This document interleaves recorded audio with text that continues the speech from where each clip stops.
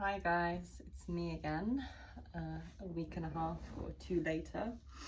Um, so I've actually been hoping to film this video in a more glamorous setting, ideally with the ocean and the sunset behind me, but things don't always work out the way that you hope. So for this video, my tiny Airbnb room will do.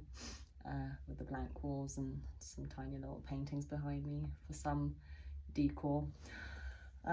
So anyways, the reason I'm filming this video, in 2 days I think it will be exactly a month since I've been backpacking across South America. You can probably tell I look pretty tired. Yeah, I haven't had much sleep in the last week or so. There's been a few pretty intense 24-hour long bus journeys. Apparently Peru has a thing for unexpected roadworks, which can really extend your bus journeys. So yeah, a lot of time on buses. I took a chance on a hostel, which I'm usually not keen on. I'm more of an Airbnb girl. I like my privacy, I like my space, and yeah, I can get to know people outside of the walls of my accommodation. But yeah, I took a chance on a hostel, which basically left me with absolutely no sleep. I was staying at Huacachina. It's a sort of oasis town / city in the middle of the desert, a very popular tourist destination for anyone who's visiting Peru.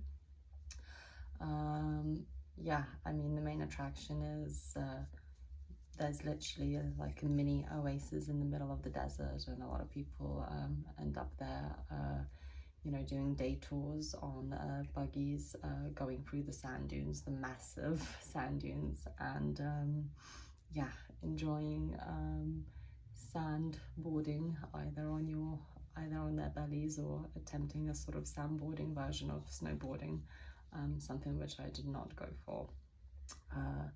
Going down a pretty steep and massive sand dune on my belly was enough adrenaline for me. But anyways, back to the hostel. I stayed at a hostel called Wild Rover. I guess it was in the name, the warning, that there won't be much rest. But yeah, it was pretty much a party hostel.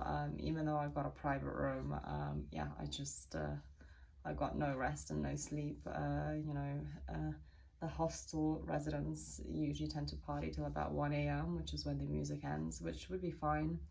But I ended up being given a bedroom which had a nightclub right behind its bathroom wall, which meant that once the hostel party scene shut down at 1 a.m, the nightclub would start up at 1 a.m and finish at 4 a.m, and I would just basically be vibrating in my bed from the nightclub music until 4 a.m.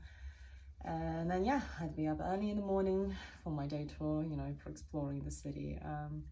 So yeah, I think if I ever do decide to stay at a hostel again, I will do pretty intense research about its location and yeah, its surrounding venues, shall we say.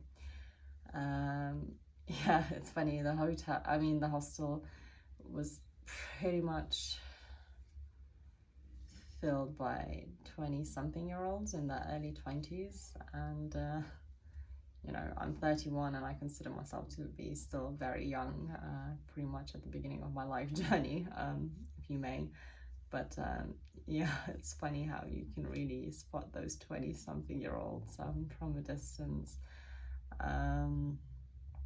Yeah, it's just they're at a very different stage of their life journey, and I had a conversation with a couple of them, which was lovely, but to be quite honest, there was just not that much in common. Again, they were,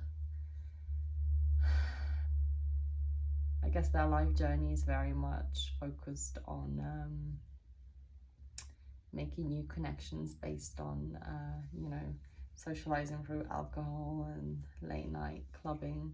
Whereas me, I'm obviously at a stage in my life where alcohol doesn't play a particularly big part of my life anymore. Whilst I do enjoy a good glass of wine, getting wasted and staying up till 4 a.m. is just not part of my life path anymore, really. And yeah, I guess also going back to traveling, I'm out here to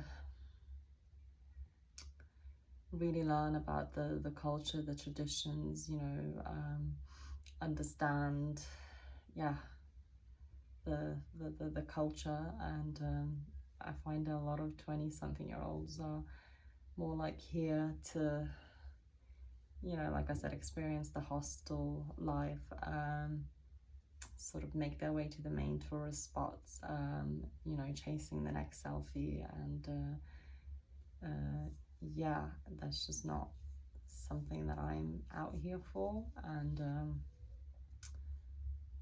to be honest, yeah, it's kind of a recurring theme that I've come across in the last month.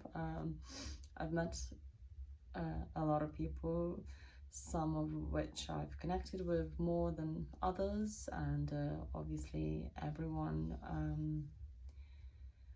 is a beautiful human. You know, everyone is just light if you really think about it within, but it's just, it breaks my heart to see how many people are actually detached from the sort of deeper meaning of life, from nature and from their own true nature. So like I said, just out there, just kind of talking gibberish, you know, there's a lot of small talk going on, getting drunk, and yeah, just, I don't know. Something which really did excite me was, I think about, I don't know, 3-4 days ago, I met a beautiful soul, a Brazilian woman, you know, someone whose life path seemed to actually align with mine. We touched on a few subjects which really resonated. So she's also, like myself, into plant medicine, and she's very well acquainted with the medicine of cacao, you know, the heart opening brew. And she's someone who actually recommended a place in Guatemala where I would be able to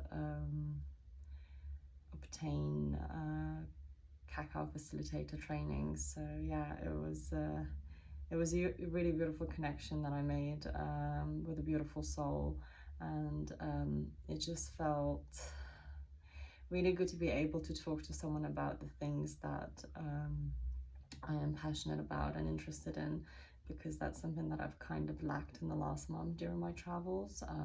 Most people that I mention anything sort of yoga, plant medicine, sort of spiritualism related, faces are just blank. And it's crazy because it kind of reminds you that there's so many people out there that are just not familiar with things that are close to your heart. So I guess whenever you take a certain path in life, all of a sudden you become surrounded by people that share the same passion, the same interest, and it just seems that, you know, these things that you talk about every day, they're just like common knowledge. And then yeah, when you're thrown out into the real world, the wider world, you realize that they're not common knowledge. You know, a lot of these ancient healing modalities, shall we say, they're not common knowledge. The wider public is not acquainted with it, and if some people have heard about some of it, to them it's such a foreign concept that they even almost flinch in fear of the unknown. So there was actually someone that I met quite early on in my month of traveling, and the mention of ayahuasca a couple of times quite literally made the person flinch in fear, because it is the unknown, you know. Especially in the Western world, ayahuasca has been labeled as a Class A drug because it's a hallucinogenic plant, when in fact it's you know, it's a plant medicine which has been used by the indigenous people for thousands and thousands of years. So yeah, that was just it was a really interesting reminder that basically, you know, something which may be completely normal for you isn't necessarily for many other people out there. So yeah, that's me. Currently feeling quite drained and slightly unsure about my next step. So tomorrow I'll be traveling to Lima,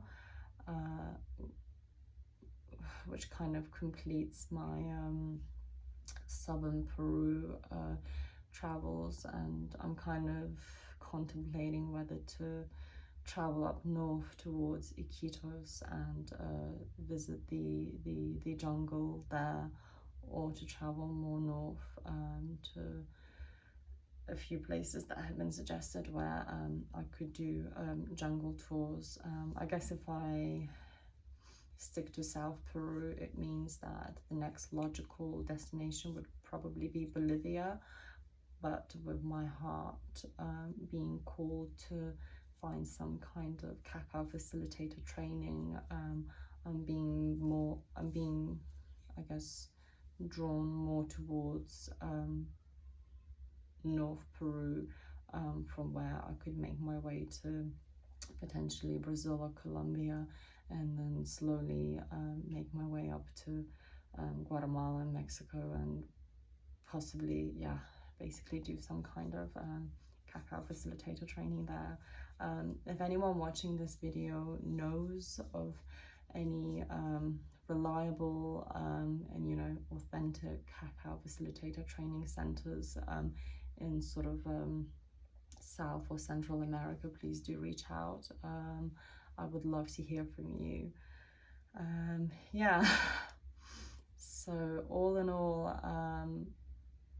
still in absolute awe that I am actually out here and it's been a month, and just knowing that you know, I'm in no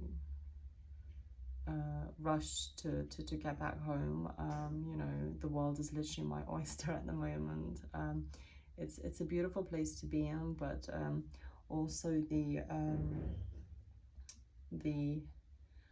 old self, which is very much a control freak and likes to know what she's doing next, is slightly freaking out at the moment, just because, like I said, I'm not really sure about my next destination, and weirdly a part of me is thinking, you know, which is the right way, even though I know there is no right way. I know that whatever choice I make and whichever direction I choose will be the right one. It's just, yeah, these old patterns of self-doubt are sort of kicking in, and I think I just need to take a moment and yeah, center and ground, and listen to my gut feeling, and where my soul is being called to travel toward.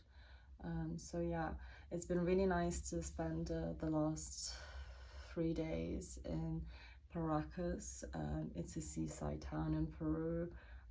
It's been nice to catch some sun, be close to the ocean, and kind of just find some grounding.